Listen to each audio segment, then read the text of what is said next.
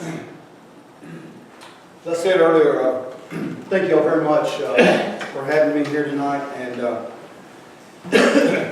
I didn't know this when I left Zanesville, but the closer I got, and by the time I got here, I can't think of anywhere I'd rather be tonight. I'm kidding you. I'm not kidding you. This is, this is who my family is, and that's who my boy was. I mean, he loved to be here tonight. His truck still sits in Virginia Beach in their garage with his "Don't Tread on Me" flag, you know, on the back of it. That's who he always was. That's who he'll always be. Amen. He's just in a different place today. But Karen and I always show that video. We want you to know who Aaron was. We want you to know a little bit about his family, but even more importantly, you know, Navy SEALs, you know, a lot of people think they're superheroes. A lot of people think our warfighters are superheroes. You know what? They're somebody's family. And since our nation began its war on terror, we've lost over 7,000 American soldiers, men and women. And you know, not much is being said about it. And I'm going to kind of ramble back and forth a little bit tonight because Karen usually does this part and she's not here. She usually talks about Aaron. But on the day that Aaron died, on August 6, 2011, you notice on one of the first news clips there, who was the first one to tell? Tommy Karzai announced 31 Special Forces had been killed. That's key. That's key, folks. But I was about 3,500 miles away from home in British Columbia. And I had to go down to Seattle to catch a plane home. And as we found out that, well, just to give you a little bit of background on how it all came down. Saturday morning, I had gotten in my truck and I was driving north. And I'd left Burlington, Washington, driving over into British Columbia. As soon as I got on the road, turned on the radio, and Fox News was running, you know how they run those alerts every few minutes. And it came on the news. I'd gotten up that morning and I'd said a prayer, you know, for the family like I usually do. And I mean, don't think bad of me. I'm just kind of confessing to you. But at the end of the prayer, I kind of nonchalantly, once again, mentioned Aaron. I usually always, when I pray for the family, you know, prayed in order. He was our oldest son. So I'd already prayed for him. Prayed for the grandkids and all that. But at the end, and I said, you know, and Lord, especially for Aaron, wherever he is today. Well, I didn't know it, but he was already home then. I didn't know that. But as soon as I got on the road, I turned on the radio and Fox was on, and they gave an alert pretty quick and said that a chopper had been shot down in Afghanistan with 31 American soldiers on it. And you notice there were all kinds of numbers. I mean, even on the news, you know, there were 30 Americans. There were 8 Afghans, 7 Afghan commandos, and an Afghan interpreter. But, and there were actually not 20-some-odd Navy SEALs. There were 17 Navy SEALs and 5 SEAL Team Support, 5 Army National Guard Aviation, and 3 Air Force Special Operations. But they began to give the reports, and you know, Aaron had always gone, he'd always come back. I mean, you always think it'll be somebody else, you know, until it's you. But as the reports kept on coming out, each time they became a little bit more precise.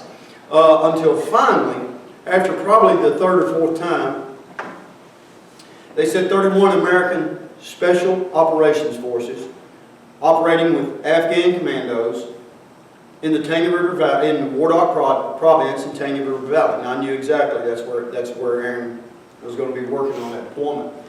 So I called Karen at that point and I told her what I'd heard. And, you know, I said, I'm sure there's not anything to it. They had just had their second baby, you know, and I said, but, you know, Kimberly doesn't need to get up and see this on the TV. Why don't you give her mom, and she was staying with her mom and dad. And I said, why don't you get up and give her mom and dad, why don't you give her mom and dad a call and let them know what's being said out there, you know, and by then, you know, things were coming in and all this kind of stuff. And I called Karen and I have 2 daughters, and they're both married and have kids then, but Tara, our oldest, Had 2 daughters. Well, you saw in the picture there with Aaron in the house. That was our last Christmas. That was the last Christmas that he was home, you know. And we went fishing. We live in Florida now. We went fishing while he was home that Christmas. He wanted to carry his little boy out on the boat, you know. And he ran my boat aground, Aaron did, out in the inlet, catching bait, you know. I mean, these boys, they have all these. He can only run my boat one way, you know, and that's wide open. But anyway, he wanted to take Reagan fishing with us, and we decided that he was a little bit too little because it was winter, the ocean's rough in the winter usually, and all that kind of stuff. And you know, we said next time we will. He'll be big enough, you know. And the next time, Aaron's not with us, you know. Reagan and I have gone out a few times, but it's just funny how you take those things for granted, you know. But anyway. So I called Tara, our oldest, and I said, you know, I told her what I'd heard, and I said, you need to go over to the house and be with Mom. And she started crying, and I said, hon, I'm sure there's not anything to it. I just don't want your mom to be alone until we, you know, until we find out where Aaron is. I'm sorry, I got a cold I can't get rid of, but in about 30 minutes, Tara called me. And as I said, she'd been married for years and had a family of her own. She hadn't called me Dad, you know, since she was a teenager, you know. I hadn't called me Daddy, I'm sorry. Always called me Dad, but she called and she was crying and she said, Daddy, for the first time in probably 10 or 12 years, Daddy, he's dead. And, you know, it's funny, but I couldn't say anything back except, okay, baby, I'll call you back. And I hung the phone. And Karen had called my sister in Tennessee and asked them to start praying, you know, that he'd be all right. As soon as I hung up for my daughter, my sister called and she said, are you okay? And I said, yeah, Kelly, I'm okay. And she said, well, you know he's going to be okay. We're praying about it and everything. And she said, I said, what do you mean? She said, I talked to Karen. Thank you very much. She said, I talked to Karen and she told me, you know, that that a chopper had gone down. And I said, Kelly, he's gone. And then, you know, she started crying and all that stuff, and we decided who would tell my mom and dad, you know, that I would tell my mom and dad, but for her to go up to where they were, to their house, before I called them. And I called them, and when I called, my dad can't hear good, and he answered the phone, and I said, Dad, and he said, honey, come get the phone, and she came and I said, Mom, I said, Aaron's gone. And I don't know how in the world my dad heard it, because he can't hear anything, but he was still on the other phone, you know. And I heard him start screaming, oh, no, you know.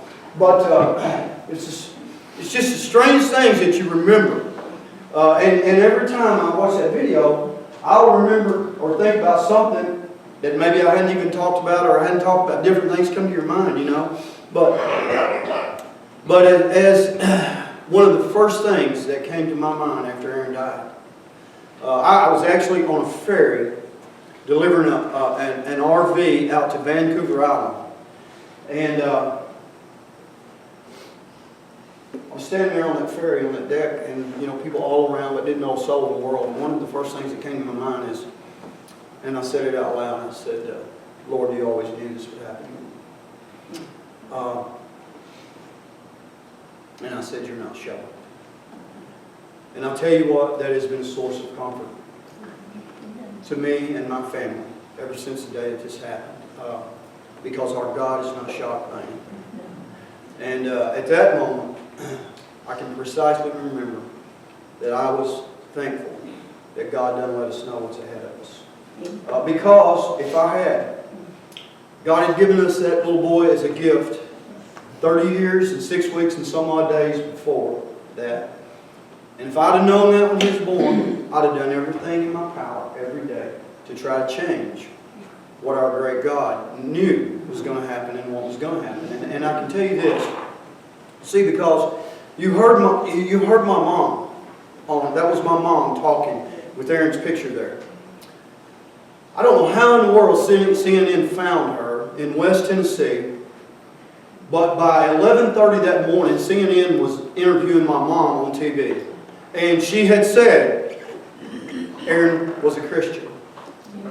And Aaron's face began to show up all over the world. And his Christian testimony began, and it's still being told today. And the thing of it is Aaron and God have touched a lot more lives through Aaron's death than Aaron could have ever touched in his life. And this is why that our great God has to make these decisions and not us. Because, folks, I would never give my son for anybody. I don't care how great the cause. I'm not capable.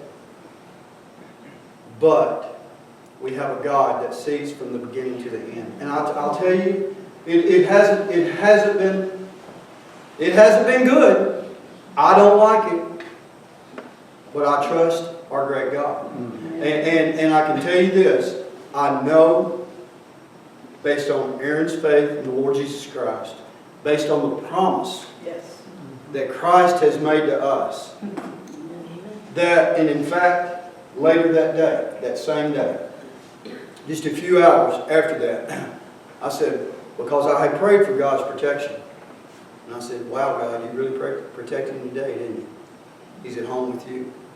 Now, that was in the midst of the greatest pain I've ever experienced.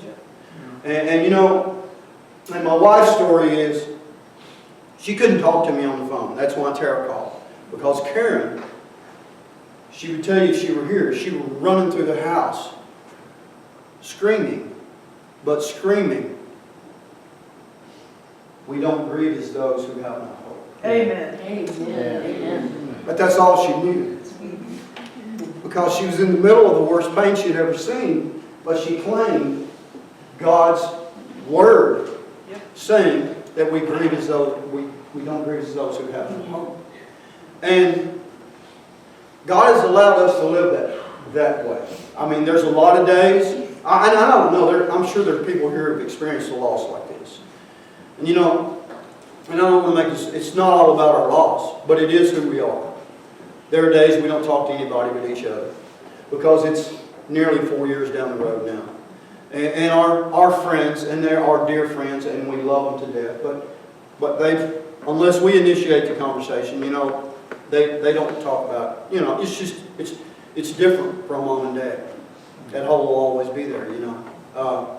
If you know what I'm talking about. But our son was a great Christian, and I can tell you the most important thing about Aaron Vaughn. If he were here today, if he could speak to you today, this is what he would say.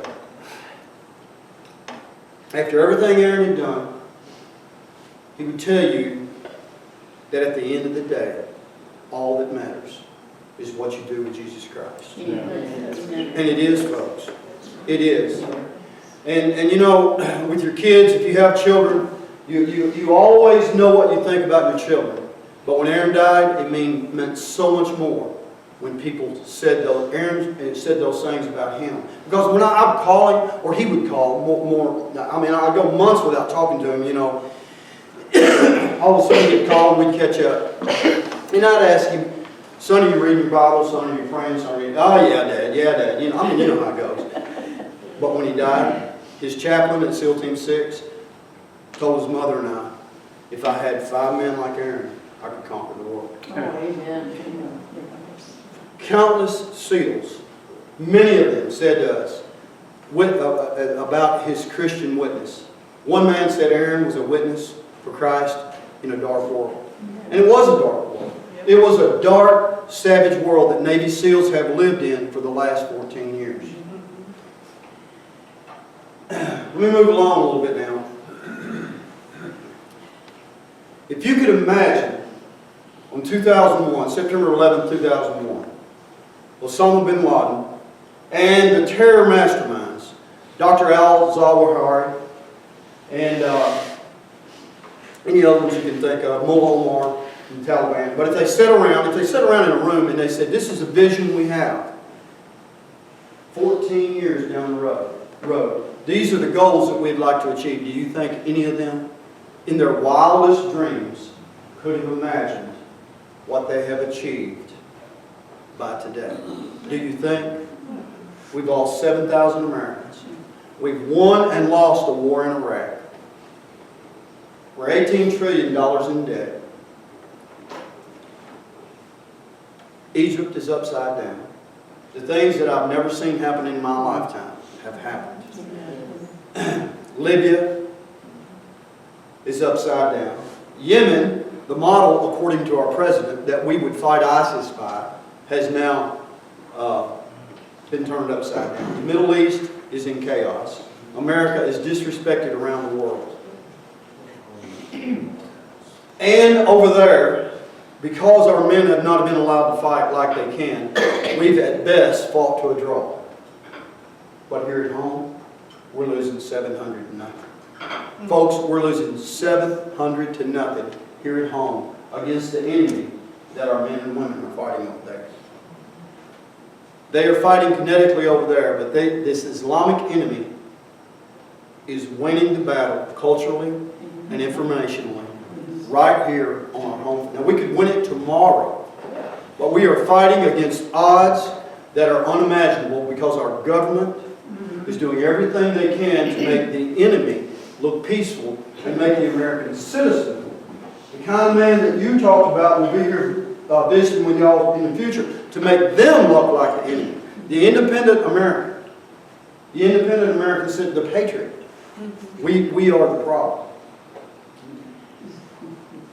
Shortly after Aaron died, well, let me tell you, that was the greatest loss in the history of naval special warfare. Our nation's one-day greatest loss in our now nearly 14 years war on terror.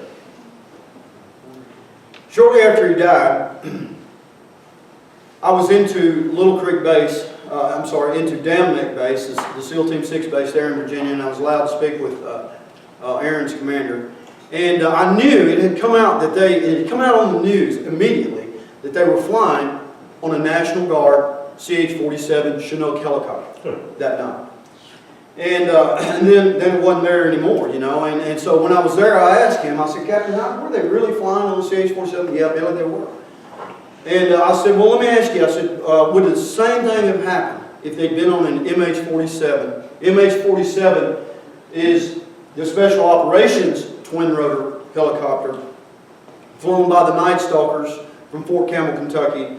You know, the ARSOA, the best, just like our Navy SEALs or Delta Force on the ground, the best aviation that the world's ever seen, you know. And he said, Billy, if the chopper had been hit in the same place, the results would have been the same, but what we'll never know is if it would have been hit, because that chopper would have gone in fast, would have gone in hot, different angle, different pilots, so we'll never know. About a month later, we were brought into, the families were brought into a debriefing in Little Creek, Virginia, amphibious base there in Virginia Beach.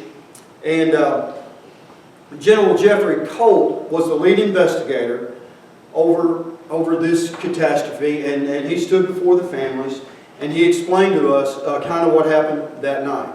That there had been a high-ranking Taliban member, Kari Tahir was his name, and a mission, a special ops mission that night to go out and capture or kill him. The Army Rangers had gone out that night, and he had evaded them. That was the story, that was the narrative. And so the Navy SEALs were brought in, the other end, the Tangy River Valley, the other end of the valley, in this CH-47 helicopter. And just as the chopper was coming in for landing, about 100 to 150 feet off the ground, it was shot out of the sky. Now that's been the narrative, pretty much since it happened. And it's probably mostly true.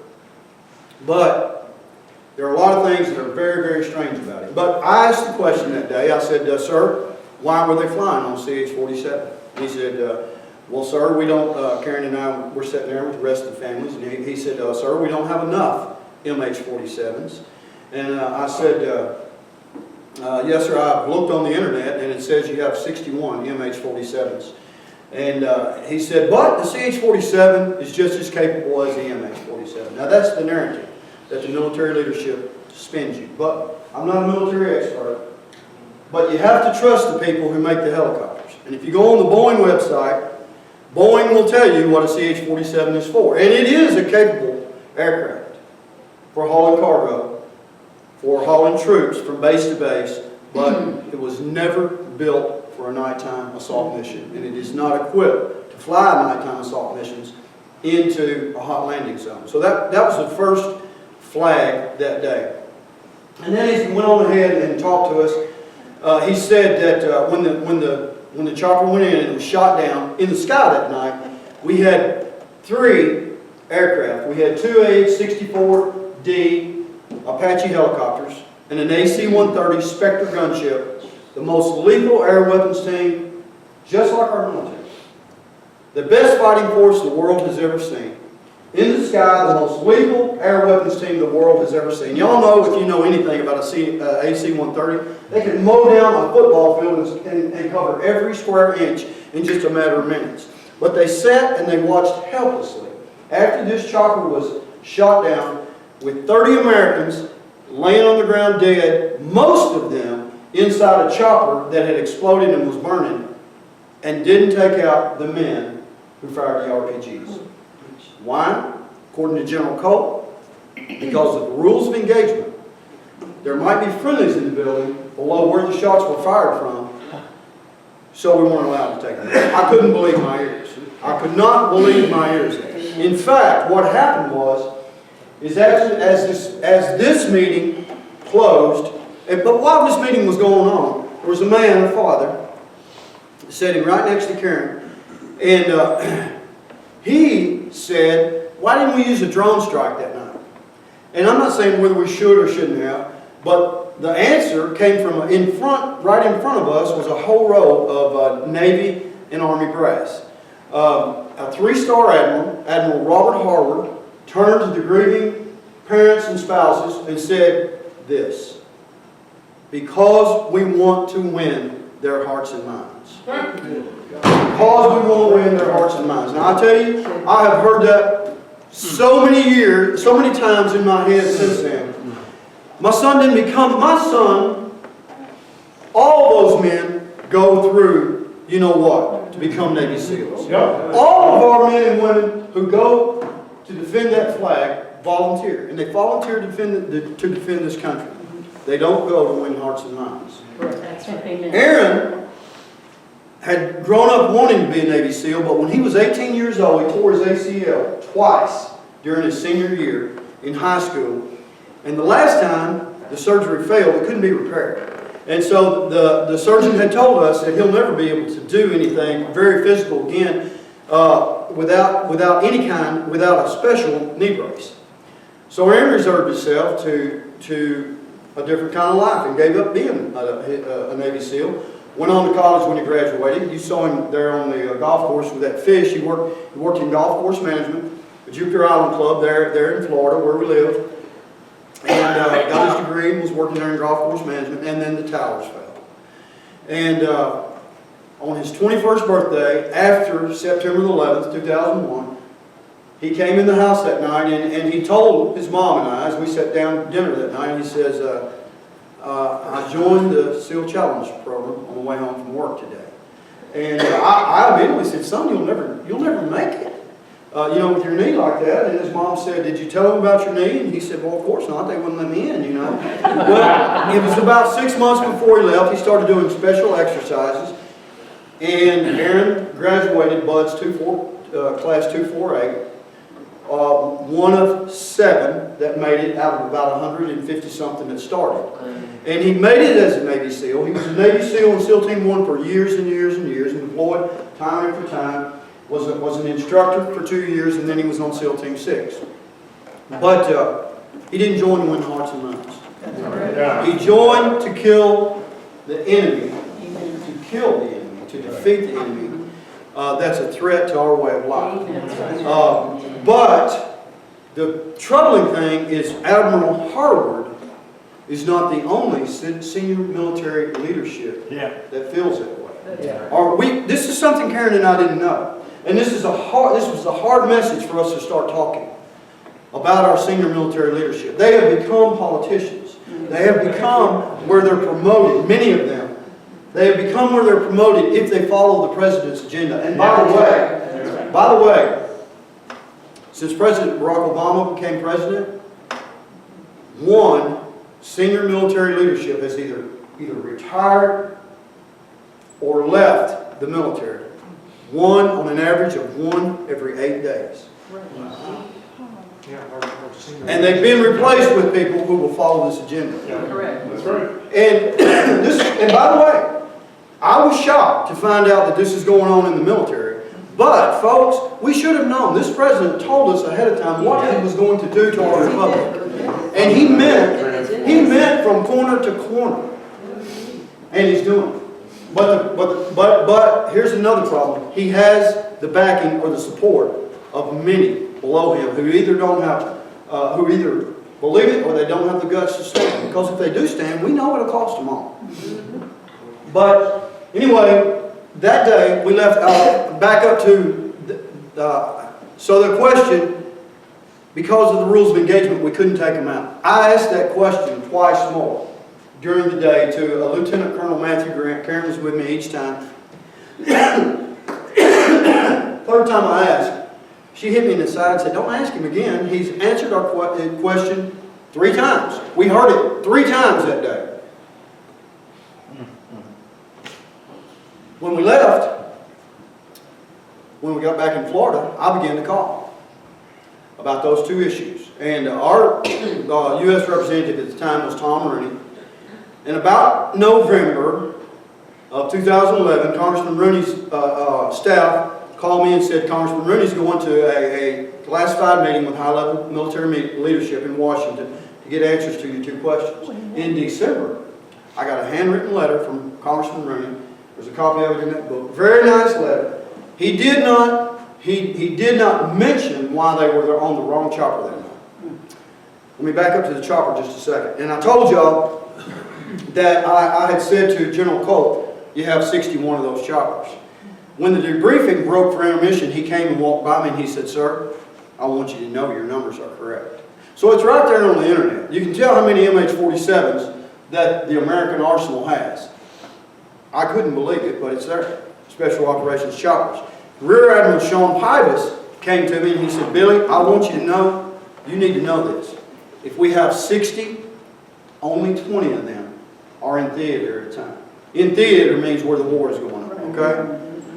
And he said 20 will be down for maintenance and 20 will be used for training.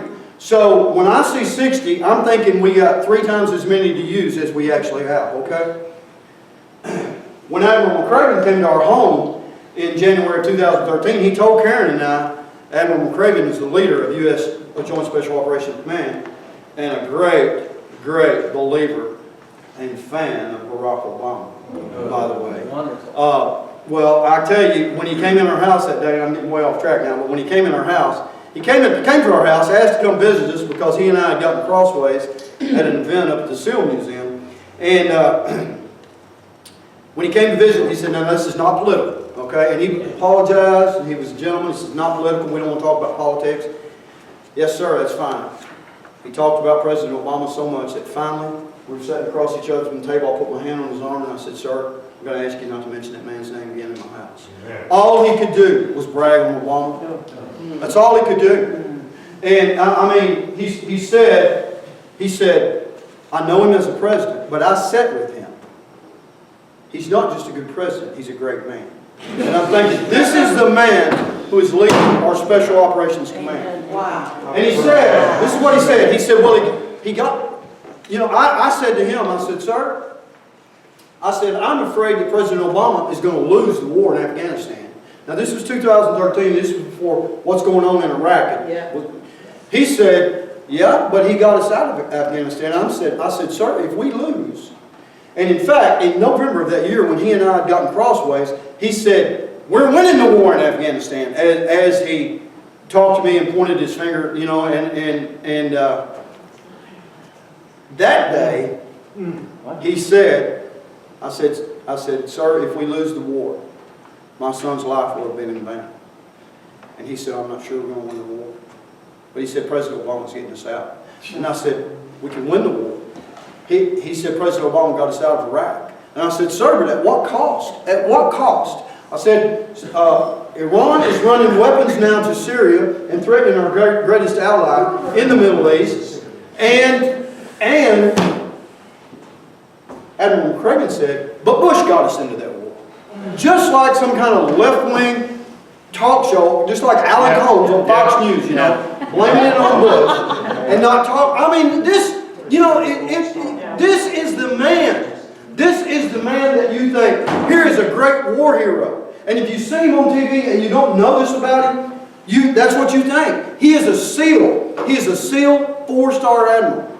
But he is a politician.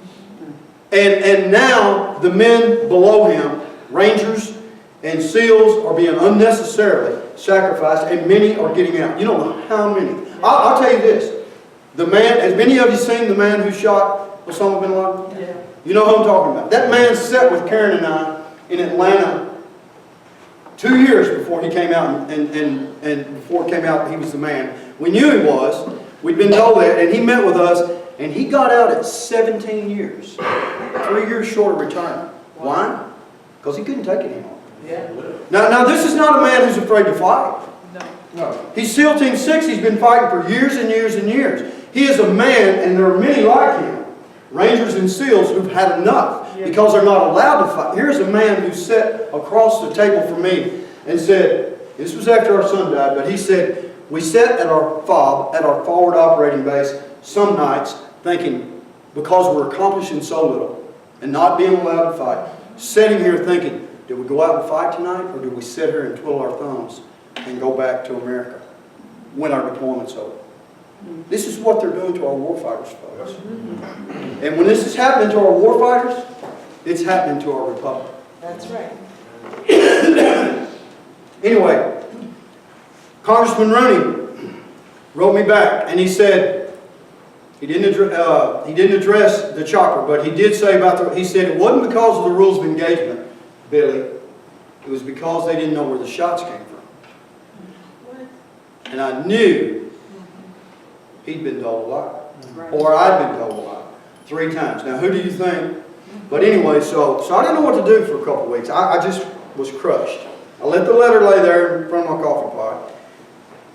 Right after the first of the year, it dawned on me one day to call the guy at SOCOM, Lieutenant Colonel Grant, who had told me that. I had gotten his phone number because he had called us after the debriefing because we'd asked for Aaron's autopsy to make sure he had the right address to send everything to. So I had his contact information, and I called him. And I said, could you tell me again what happened that night? And he told it word for word, the same narrative again, because of the rules of engagement. Thank you. I didn't tell him why I wanted to know. I hung up the phone and I called Admiral Sean Pybus, the Admiral over Naval Special Warfare. And I said, sir, this is what Congressman Rooney was told. And he was there that day, Pybus was. And I said, why in the world would senior military leadership tell the congressman that? He said, Billy, I don't know you heard the same thing I did. Well, what happened is when we left that day, we'd been given a folder, the families had. And just, you know, it's not something you want to go back and read, you know, and everything. And, but inside it was a disc. And one of my friends, one of the dads, Michael Strange's dad, had told me a couple times. He said, "You need to look at that disc, Billy." And so I had. It's just like I said, you don't want to keep on looking at stuff. And I put the disc in the next few days, and it was overwhelming what was on the disc. It printed out to about 1,300 pages, with another 250 pages totally redacted. And not being a military expert, and I don't claim to be, but I will tell you this, Karen and I have learned a lot because we've had to. And I tell you what, we've also learned when something doesn't smell right, it's usually because it's not right. Yeah. And when you don't get the same answers, now we don't know what they're covering up. What we do know, there's a cover. Now I don't think that Obama had the SEALs killed, you know, or any of those kind of things. I think his rules of engagement caused him to get killed. Amen. I think his policies caused him to get killed. I think his policies have caused many Americans to come home in body bags instead of the way that they went over. And the numbers will show that. Under President Bush, we lost 636 men in Afghanistan. And that's when the heavy fighting was going on. 7 years. The first 3.5 years under President Obama, that number went to 1,567. The wounded in action under President Bush was somewhere like around 1,200 or 1,600. Under President Obama, it's over 15,000. 15,000. Because in 2009, shortly after President Obama became president, by February, he changed the ROE in Afghanistan and employed the coin strategy, which is the winning hearts and minds strategy. Where, and as the numbers of American troops, deaths and wounded, skyrocketed, the narrative was we're doing this to save more Afghans, okay? Civilians. Well, last year, we got a military report directly from a one-star, retired one-star, that showed us the report. As we backed off and our numbers continued to escalate, so did the Afghan civilians. You know why? Because when the Americans back off, the Taliban moves in. And they threaten, and they kill, and they maim, and they torture to make sure they'll stay loyal to it. And the military knows it, so the government knows it. So what's the agenda? What is the agenda? Kill more Americans than Afghans at the same time. So I looked at the disc, and very quickly, I learned in about page 7 of Exhibit 1 that, well, let me tell you this. When Aaron came home from Afghanistan in 2010, and we went to Tennessee, all of us, you know, went to Tennessee to hunt, hang out and stuff for a week. They came down from Virginia. My whole family came up from Florida. My mom and dad and my brother and his family and my sister and their family still live there. Aaron told me, he says, Dad, and you heard, I said that because you heard that was the plan again this year. We assumed we'd do it again in November when he got home. And he never came home. But he was telling me one day, they fought with the Afghans then, the commandos. They'd take them with them. He said, Dad, we never tell them where we're going until we get there. Because if we do, a lot of times the enemy knows when we get there. Dad, a lot of times they won't fight with us when we get there because they're friends with the enemy. And Dad, they're always loyal to the highest bidder. Fast forward to 2011, and I'm looking at this military testimony, and by the way, nobody knows. People are still puzzled today that the families ended up with this. Because I didn't tell you a while ago when I was talking about Lieutenant Colonel Grant, but I did talk to him. When he called me about the autopsy, to get my information about the autopsy, one of the things I asked him, I said, we brought that folder home and I opened it up and you can't hardly read it. I said, the pages are blurred. I said, and some of the parents are complaining about it. Can we get it reprinted? He said, well, Mr. Vaughn, until a few days ago we could have. But senior military leadership has found out about that. They've asked us to come around to the families and collect all the information we've given them. But he said, we have told them that the family's not going to trust us if we come and get this information from them. So they never did. But we still don't know. Catherine Herridge on Fox News, the investigative reporter, she came to our house. She was there eight hours with us not long after. She said, I can't believe you got this information. She said, this looks like somebody in lower to mid-level leadership has wanted this information out there. Yep. But anyway, in 2011, as the military leaders in Afghanistan are standing and explaining under oath to General Colt how we're fighting there now, by 2011, our warriors are operating with the OCG, the Operational Coordination Group of Afghanistan. Now this is key, folks. They have eyes on every special operations mission. They have the authority to squash that mission if they deem to do so. And when I say they have eyes, I mean they have the same equipment. They have everything. We've got a little building set up here on the base, with all of our electronics and everything where they can watch everything that's going on. And the Afghans have one right here. The OCG, made up of the Afghan National Army, the Afghan National Security Ministry, and the Afghan National Police. The OCG, Operational Coordination Group of Afghanistan, and they answer to Hamid Karzai. They are not vetted by the American military because of an agreement made with the Defense Department and the Obama administration. So in theory, we have lent our Special Operations Forces out to the Islamic Republic, Sharia-compliant government of Afghanistan. A government that can't be trusted. We know they're corrupt. We know they're Islamist. And we know about their religious law, Takia, where you lie until, we know because of the green on blues and the things that have happened there, that they are not an ally that can be trusted. Yet, they see everything we're doing. There's no way that our warriors have not been compromised. I couldn't believe it. I'm not an expert on anything, but I'll tell you what, I think every once in a while, and I know you cannot trust an Islamist. You cannot trust an Islamist, and if I think you can, it won't be long till he proves it to me again that you can. They will do it over and over and over. Yet, our senior military, the man I told you about a while ago, Rob O'Neill, who, as he sat with us that night, he said, I just got an email from one of my buddies who's over there right now. And he said, Rob, my greatest fear is getting shot, my greatest fear is getting shot in the back of the head, out on an op at night, by one of my Afghan allies. Right. And he said, Mr. and Ms. Vaughn, we tell our leaders this, and they tell us we're not being logical. These are men who have been in those hills and in those mountains of Afghanistan now for 12 or 13 years. This is unreal what's going on. And these are not the only ones. We've had Army Rangers come to us. We've had parents say, my son is saying this, please keep speaking out. And we've had, mostly to Karen, parents, moms, tell Karen, this is how my son died. My son was on an American base, shot by an Afghan in the watchtower, because he's unarmed on the ground. And the guys on the ground with him are unarmed. He bled to death. He choked to death on his blood. He could have been saved, but they couldn't get to him because only the Afghans got to go. Greg Buckley Jr. killed in the gym by an Afghan T-boy, an Afghan sex slave, who the American leadership had been warned this Afghan national policeman is a bad guy. And he was warned from a man in the military who had been there and had gone back home and was asked, what about this guy? We think he's a bad guy. He emails him back. Guess who got punished? Greg Buckley and 2 other Marines are killed and another one wounded as they work out in the gym by a young sex slave carrying an AK-47 on an American base. Guess who got punished?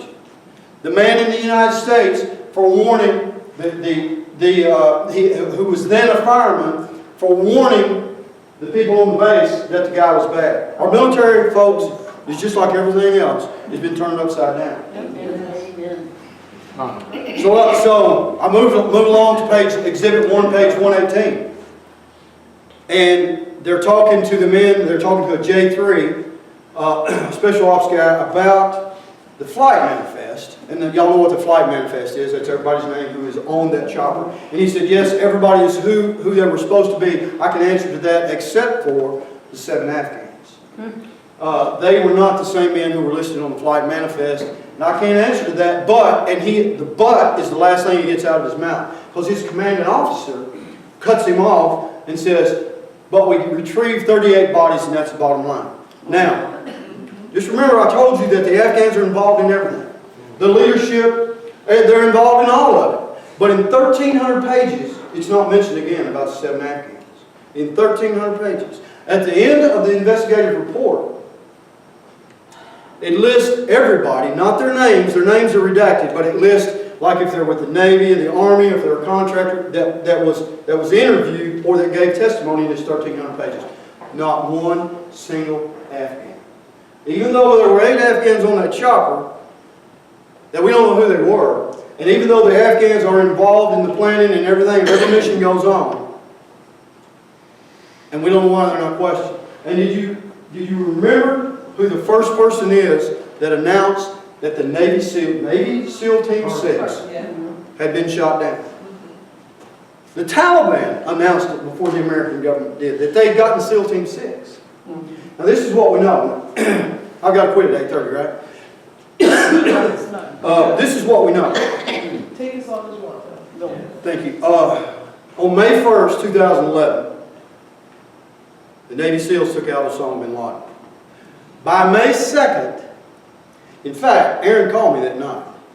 About 9:30, 10 o'clock. He said, Dad, he says, we got him. And I said, who, son? He said, think about it, Dad. I'm not going to tell you who. I'm not going to tell you over the phone, but we got him.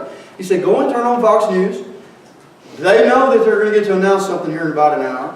And so we did. Me and his mom went and turned it on. And if y'all remember it, Geraldo was on there, you know, and all this kind of stuff. And then we saw the dear leader on there. And, but anyway, by May the 2nd, I'm sorry, y'all, I don't have any use for him. I mean, none whatsoever. Too many friends. I mean, in my mind, and I don't mean this as an absurdity, in my mind, al-Baghdadi, the leader of ISIS, is not as great an enemy to this republic as President Barack Obama.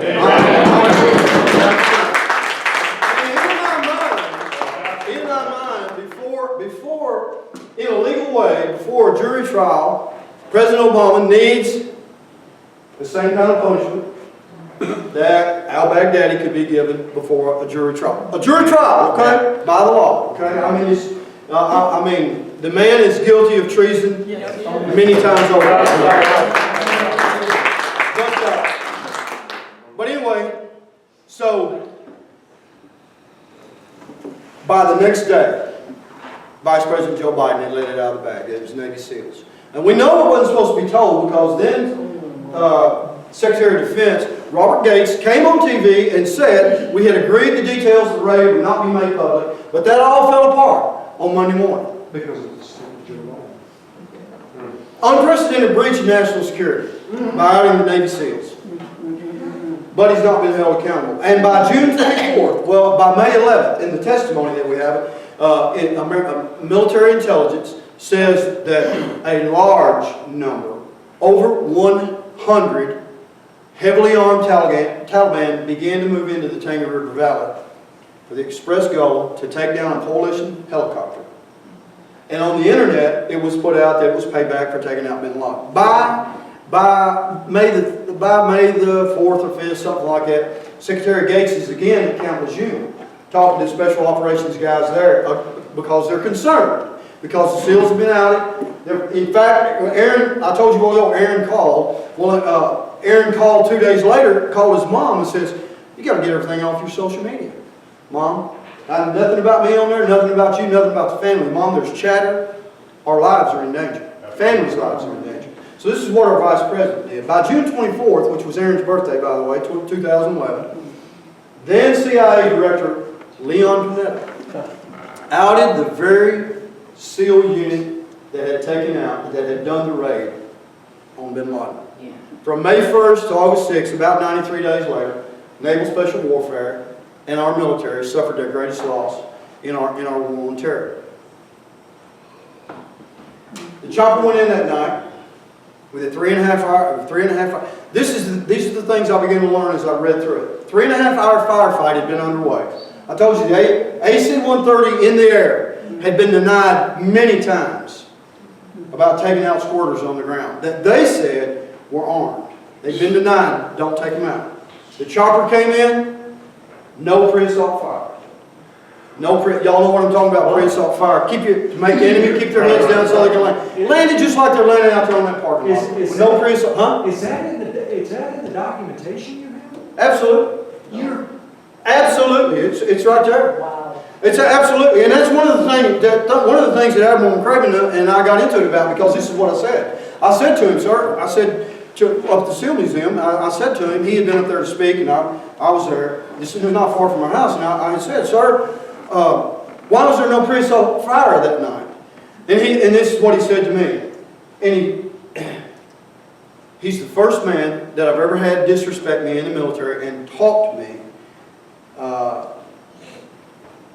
Not treat me with respect as a Gold Star father. But he said to me, he pulled his finger at me, they can get pre-assault fire anytime they want it. And I said, sir, not according to the helicopter pilots. There's a 1 in a million chance that they said there's a 1 in a million chance that they can get pre-assault fire. Instead of him engaging with me in a sensible conversation, just like a politician, he doesn't answer it, he doesn't answer the charge, he doesn't defend the charge. He engages me again. What do you want to do? Blow up a whole village? Shoot up a whole village?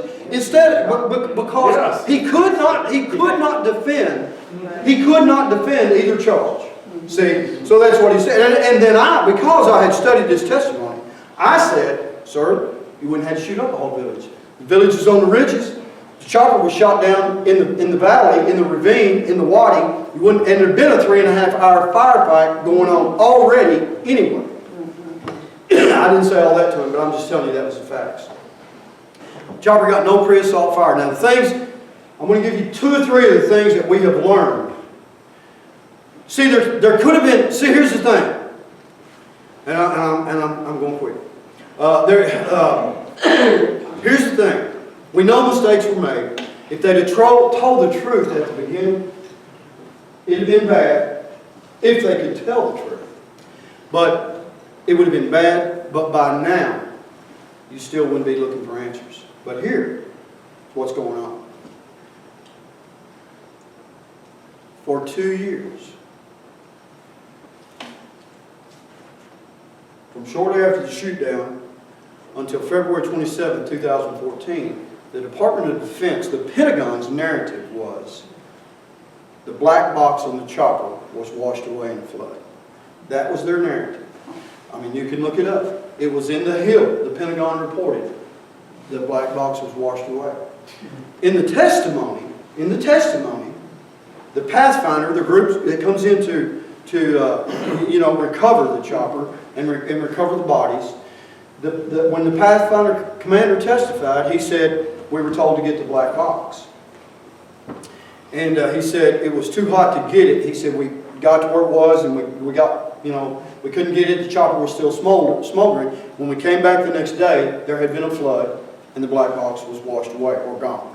And there was, we believe there was a flood. There was a lot of stuff washed. They had to dig it out of the water. Well, that's not the problem. The problem is here. Y'all know that black boxes have been retrieved from the ocean floor. Do you think that the Army can't find one in a creek bed? Now, the thing of it is on February 27th, 2014, we had a little sham of a hearing there before Congress, and when they were asked, when the man with the Department of Defense was asked about the black box, he said there was no black box. The CH-47 can't have a black box. It's an analog system. If you look on the Boeing website,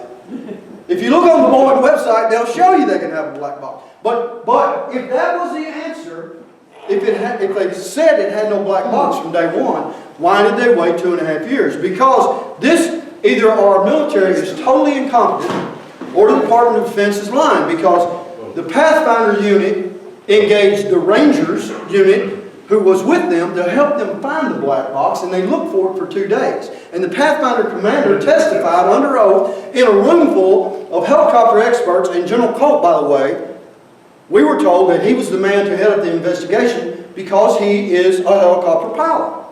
And so he testified under oath in front of all these people, and nobody said, and his leaders had told him, get the black box. That was his statement. Nobody in the military said, it doesn't have a black box.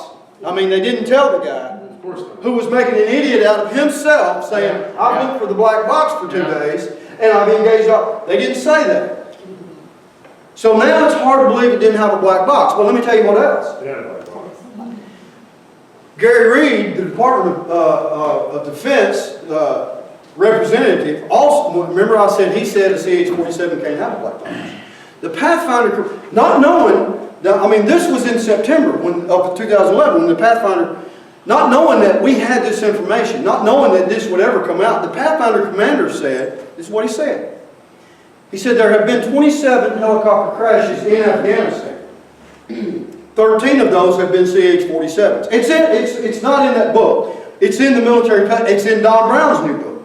13 of those, and Don's a friend of ours, but 13 of those have been CH-47s.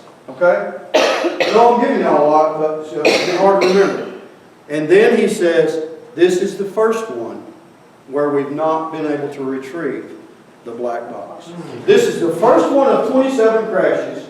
This is the first one of 13 CH-47s. But Mr. Reed said the CH-47 can't have a black box. I mean, I got to quit here right now. It's just gone on and on and on with these kind of answers.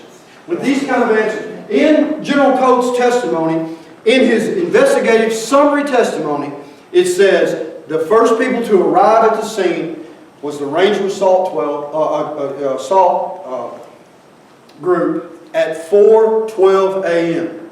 But if you go to, here again, this is what they sent out officially. If you go to the chronological events that night that show the shoot down at 2:39:46 a.m., 30 some odd minutes later, in those chronological events, there's a group that comes in and is there until 3:47 a.m. And 3 minutes, and the Pathfinder group, who is supposed to be the first on the scene, is held up and not allowed to even come to the scene until this group gets done. 3:47, they leave at 3:50, and it's right in the events. 3:50, the Pathfinders are released to go to the site. I mean, it's one thing like that. What were they doing there? What did they want to see on that chopper, or what did they want to get off that chopper that they didn't want anybody else to see? Who were the 7 Afghans? We don't know who those 7 Afghans were, but we know when McCraven came to my house, and I promise I'm quitting. When McCraven came to our house that day, I had read that. I told y'all that I'd read about the 7 Afghans. And we asked a lot of questions. And a lot of questions were the same way, with him answering things. And I would go back, well, sir, that's not what it says in the testimony. Even about the CH-47. I said, sir, why aren't we using the CH-47? Oh, the CH-47 is just as good, the MH-47 is just as good as the CH-47. That's what he said to me.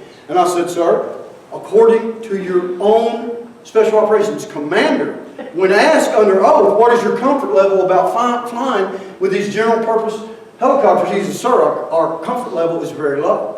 He said, they're great Americans, but they can't fly like ours so. They're not trained like ours so. We're late getting there. And, sir, in fact, we were afraid something like this was going to end up happening. McCraven can't answer, but when I asked about the 7 Afghans, and I said, Karen and I had determined in our mind by then, it must not be anything to it. Because they didn't mention it in 1,300 more pages. And I told y'all I'm not a military expert, so I'm just a dad. I figured, well, they don't tell them who they really are, because maybe the Taliban have tortured their families or something, you know? So they don't get the real names. So I asked that question. I said, I noticed the 7 Afghans weren't the same ones who were on the flight manifest. Must not have been a big deal. McCraven brought with him that day a Delta operator, a senior enlisted man, Sergeant Major, and he sat there, and McCraven didn't say a word. The senior enlisted Sergeant Major said, Mr. Vaughn, it was a very big deal. It should have never happened. And he said, in fact, the commander swapped those Afghans out at the last minute. And I didn't think to ask, and neither did Karen, because something like it just goes over your head, you know. About 2 weeks later, I finally called SOCOM again and called Lieutenant Grant, who was on the investigating team. Told him what the senior enlisted guy had said. I said, do you know who that commander was? Because I'm thinking, was it an Afghan commander? Was it an American commander? Who was this commander? And we already know that these people worked directly for the Afghans. He said, Mr. Vaughn, I'm very puzzled. He said, I can't imagine that your son or his team would ever wanted to swap them out. And he said, we weren't told they were swapped out at the last minute. Remember, I told you there was only one sentence in 1,300 pages. Not where they came from. Folks, what I want to tell you, and I'll tell you this quickly. Our defenders, just like the rest of our republic, they're in trouble. Yes. They can't speak for themselves. They're fighting a savage enemy, but they are capable of defeating that enemy.